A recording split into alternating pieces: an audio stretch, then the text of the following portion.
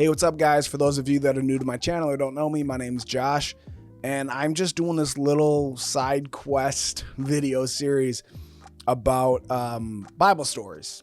And I think one of my goals of this is just to kind of make the Bible a little bit easier, a little bit like more relatable, a little bit more like easier to comprehend and kind of understand. And so I had a pastor once tell me, if you don't know where to start in the Bible, like read some of the stories. And I know as kids we did, we may have learned a thing or two from them, but how often do we as adults like go back and just kind of read the Bible stories? I think a lot of preachers are very good about like concepts, ideas, maybe even practical application, but sometimes it's like, man, just go to the basics, like just read these stories. So I want to talk today about the story of Naaman. You can find this in 2 Kings 5. It's not a long story. It's not a complicated story. Maybe it's one you've heard before. I think I remember hearing it, maybe some, but not a lot. It's not one of the main ones that you preach about a lot. He's not a David or a Daniel or a Joseph or a Peter or Paul. But it's a fun little story here, and there's actually a lot packed into this. So let me start verse 1 through 2. So 2 Kings 5. Now Naaman, commander of the army of the king of Syria, was a great and honorable man in the eyes of his master, because by him the Lord had given victory to Syria. He was also a mighty man of valor, but a leper. Which is crazy he was a mighty man, but he was also a leper. And I'm not even going to go into like the cultural things or historical things about leprosy and what that meant, that he was still out there fighting battles and that he was a mighty man of valor. Remember, that's what God called Gideon, right? Before he kind of was. But this man he had done great things. And it says, by him, the Lord had given victory to the Syrians. So this is just, God is using this man. God has made this man for greatness and is using him in that. I just think God is just so much bigger than we think sometimes. Sometimes we limit God in who he can use and what he can do. And I don't want you to do that when it comes to yourself, really. I mean, Naaman for sure, right? As we read this story, but also just yourself. Like God wants to do some things in your life. Let me go keep reading here. Verse 2, and the Syrians had gone out on raids and had brought back a captive young girl from the land of Israel. She waited on Naaman's wife. Then she had said to her mistress, if only my master were with the prophet who was in Samaria, for he would heal him of his leprosy. And Naaman went in and told his master, saying, thus and thus said the girl who was with him from the land of Israel. So this girl is in captivity from Israel, but she brings God with her. She brings God into the conversation. Everywhere she goes, she's talking about the goodness of God and what he's done in his lives and how God can heal him. And this is a picture of what we could do with our lives. We might not always be in the best situation, right? And often we're in better situations than this, but we just don't talk about God in those situations, right? We're uncomfortable with that. We're not sure, so we don't bring it up. But if this girl does not bring it up, then we'll see what happens. Spoiler alert. Naaman gets healed. But if this girl didn't bring it up, this girl could have easily stayed silent, right? In her situation, but she didn't. And it made a huge difference and a huge impact and really changed this man's life. So the king of Syria says, I'm going to send a letter to the king of Israel and we're going to try to get you healed, essentially, Naaman. So verse 7 says, and it happened when the king of Israel read the letter that he tore his clothes and said, am I God to kill and make alive, that this man sends a man to me to heal him of his leprosy? Please therefore consider how he seeks a quarrel with me. So king almost ruined the whole thing. The king said, I'm not God. I can't heal. I can't do this. And one, it's just not up to you, because it's up to God, right? They're not asking him to heal. The king didn't understand, like, it's not your job to do the healing. It's your job to introduce him to God and let God do the healing. And that's our job in this life. So whether we're the young Israeli woman or the king, whatever position we're in, whoever we're talking to, we're sharing our faith. We're sharing the goodness of God with people. It's not up to me to deliver someone, to heal someone, to provide for them. It's up to me to introduce them to God who will. You don't have to be king to do great things for God. The girl actually did more good than the king did, and the girl was a slave taken away from her homeland. But she understood what God could do, and the king didn't have that relationship.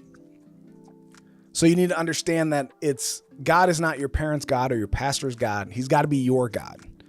He wants to speak to you and use you as much as anyone, right? It's not like, this is an example I like to use.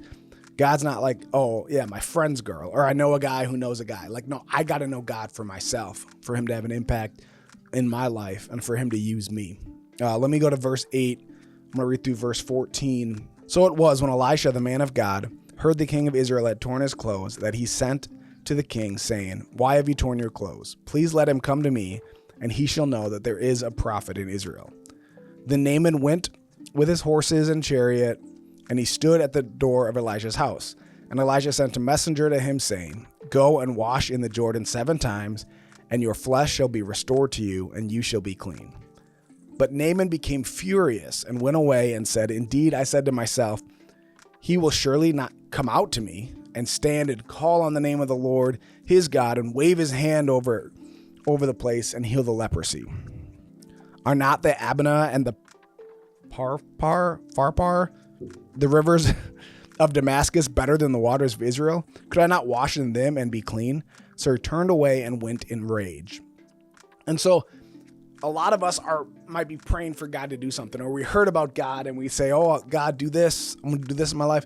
And God does something, but he doesn't do what we want him to do, or he doesn't move the way we expect him to move, or he doesn't answer the prayer we want him to answer the way that we want him to answer it. And so we get furious, we get upset, we get annoyed. We're like, I could do it better than this. I could do that. And we get disappointed and disillusioned and frustrated because God doesn't show up the way we want him to show up. But what do we do with that disappointment? Because life is going to have disappointments. There's going to be times in our lives where we're frustrated, where we prayed to God and he didn't show up like we thought he was going to. So then what do we do with that? He turned away and went in rage. Again, he almost blew the whole thing. He said, I'm done. I'm mad. I'm angry. A lot of us do that, right? We get frustrated when we're disappointed, when God doesn't show up the way we want him to. This servant came near him and spoke to him and said, my father, if the prophet had told you to do something great, would you not have done it? How much more when he says to you, wash and be clean? So he left in frustration and anger, but he was surrounded with people, and it's his servant who was there, but he was near someone who could speak into his life and give him some wise counsel. How many times do we just get frustrated and then we isolate ourselves, or we go to other people who are also frustrated and we just voice our frustrations and we just get mad and we have questions, but we don't know where to go with them? Who you surround yourself with is so incredibly important, because if this man, Naaman, had been surrounded only by people who told him what he wanted to hear, or by people who were just as angry and frustrated as he was, if those were the people around him, then he would have left angry and frustrated and sad and still sick. But because he had someone in his life who could challenge him, who could encourage him and say, you know what? Maybe this will work. Maybe God does have a plan, right?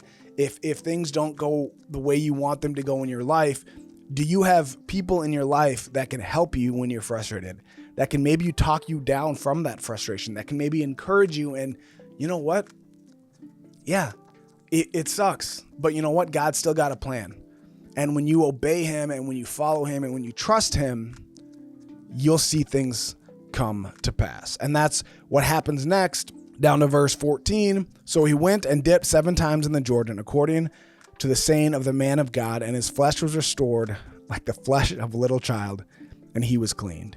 And he returned to the man of God, he and all his aides, and came and stood before him and said, indeed, now I know that there is no God in all the earth except in Israel.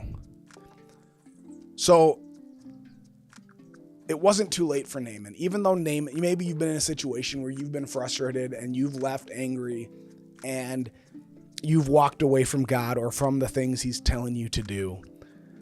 You don't have to stay in that frustration. It's not too late to go back to God, because he did still get his healing. He had to be obedient. Eventually he was, and got the things that God had for him. So if you haven't been obedient yet, it's not too late, but you have to be obedient, because God wants to get you things, but he's given you instructions and things to do to get you to that healing, to get you to, and it's not just a physical healing, maybe it's a relationship, or maybe it's a financial healing, or spiritual, or emotional. I mean, for God to get things to you, you have to do sometimes what he's asking you to do. I think a lot of us hear, the grace message that's talked about now, and we're like, I'm just going to live my life and do whatever I want, and God's blessing is going to rain down on me because I don't live under the old covenant before, where if I do bad, I get bad, do good, get good. But no, there are still things that God's calling you to do and created you to do, and when you walk in them, you'll get blessings, not because God is withholding from you, but because he has his blessing over here in your obedience. And that's what Naaman had to be obedient. He had to do what God was telling him to do through the prophet to get the healing that he needed to. It wasn't about the water, right? Like he said, don't we have better water over in Damascus? Like, is this river so great? But it wasn't about the river, it was about the obedience. So I want to ask you, what is God telling you to do? Even if it doesn't fully make sense in your mind, even if you think you got cleaner water over here, be obedient to what God is calling you to do so you can get the results and live the life that God's calling you to live.